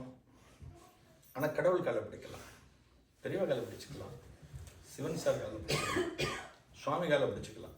அதில் வந்து நம்ம கூச்சப்பட தேவையே இல்லை. அங்கே சரணாகதி அடையும். யோசிச்சு பாருங்க, நம்ம மனுஷர்களை சரணாகதி அடைகிறோம். ஆஃபீஸில் நம்ம வேலை செய்கிறோம், நமக்கு மேலே ஒரு அதிகாரி இருக்கார், அவர் தான் நமக்கு இன்க்ரிமெண்ட் போடுறவர் அப்படின்னா அவரை சரணாகதி அடைகிறோம். சார் உங்களை மாதிரி ஆள் நான் பார்த்ததே இல்லை சார். சார் எவ்வளவு நாலேஜ் சார் உங்களுக்கு. மைண்ட் வாஷ் சொல்லுவோம், உன்னை விட முட்டாளே கிடையாது மைண்ட் வாஷ் சொல்லுவோம். ஆனால் சொல்லுவோம் உன்னை விட ஆளே கிடையாது. அவரை சரணாகதி அடைஞ்சு நமக்கு ஆபத்து போகிறது கிடையாது. சரணாகதி என்ன, மகாபரிவா மகான்கள் சரணாகதி தான் நமக்கு சாஸ்வதமானது. அந்த சரணாகதி நம்ம அடைஞ்சிட்டோம் அப்படின்னாலே நமக்கு எல்லா காலத்திலும் எல்லா விதமான நல்லெண்ணமும் நமக்கு கிடைச்சி வாழ்க்கை நமக்கு நல்லா இருக்கும். எல்லாருக்கும் மகாபரிவா அனுகிரகம், சிவன் சார் அனுகிரகம் என்னைக்கும் இருக்கணும்னு பிரார்த்தனை பண்ணி நன்றியோடு நிறைவு செய்கிறேன். நன்றி, நமஸ்காரம்.